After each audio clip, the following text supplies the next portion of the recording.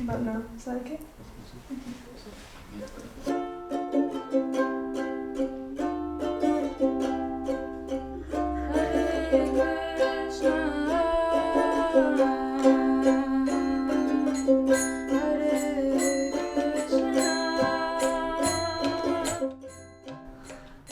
I'm Nicole, but I prefer Nikki.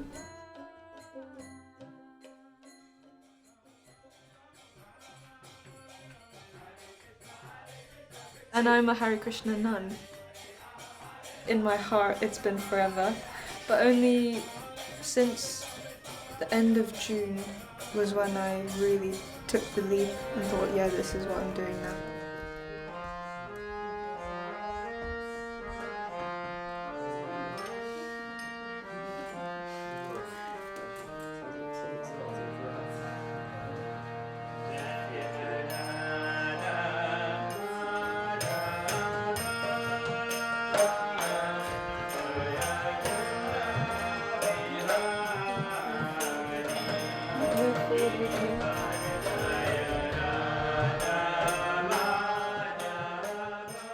I grew up in Hong Kong.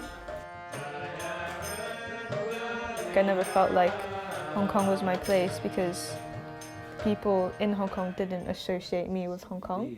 Indeed. Because of your austerities. Because of your austerities. Combined with exalted devotion. Combined with exalted devotion. Your life is now successful. Your life is now successful. You have achieved complete perfection. You have achieved complete perfection.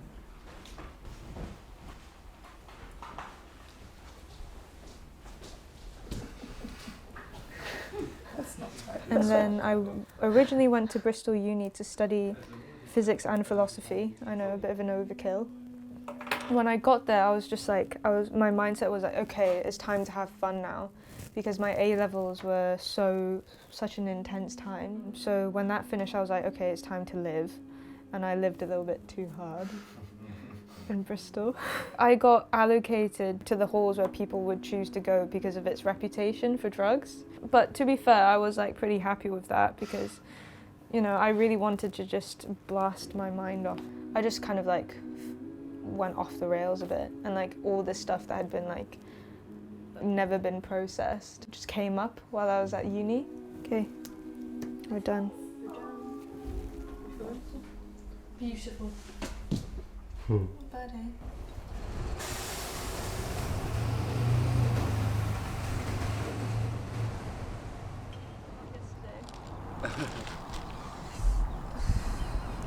So the uni at the end of 2 years said, look, this isn't working, like, what do you actually want to do? I forgot to give Vilas a garland. Okay. I think at the time I said I'm interested in helping people, but really the reason why I chose physics and philosophy was to try and like understand like what's actually going on. In my heart, I kind of felt like knowing the truth would set me free from all the pain that I was feeling.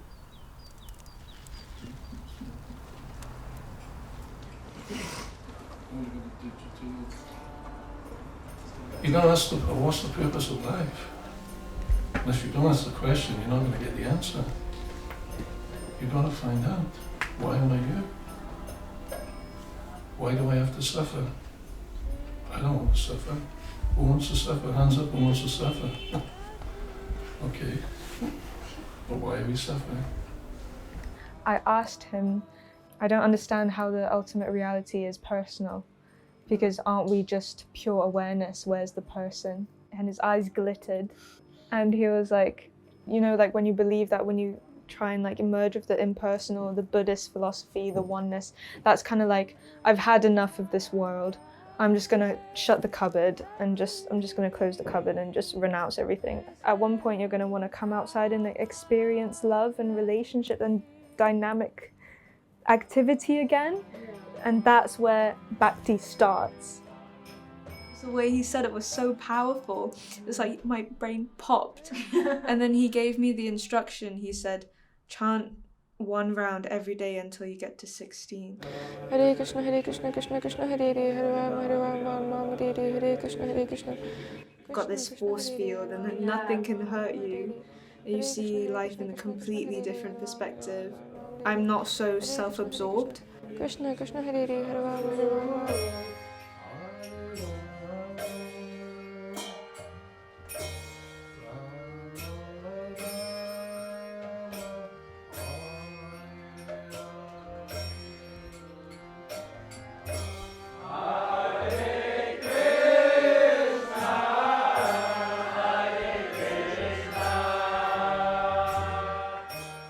I put the light on me.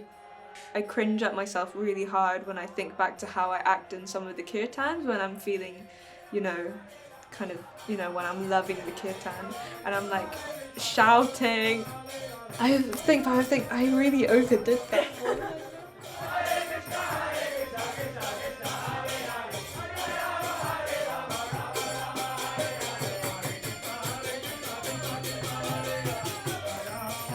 It's when I put myself in the limelight when I think, oh, what do people think of me? It's being seen. It's being seen because you can like be the most extroverted, sociable person but not actually be seen. Because we're like sponges, and whatever we hang out with, we will absorb that thing.